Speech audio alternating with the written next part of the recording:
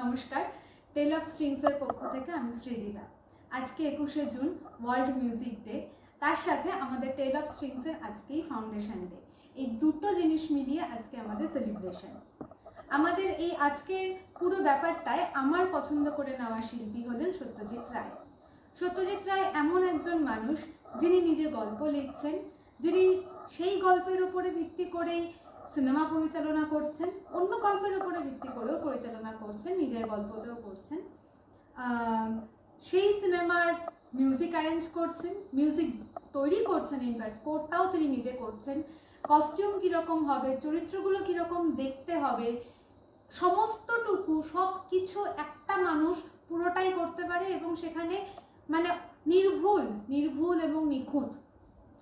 যদি multi talent বা multi tasking এই জিনিসটার কোনো একটা মূর্তিমান একটা মানুষ হয়, সেটা বোধহয় সত্যজিৎ রায়। রবীন্দ্রনাথও আছেন সাথে সত্যজিৎ রায়।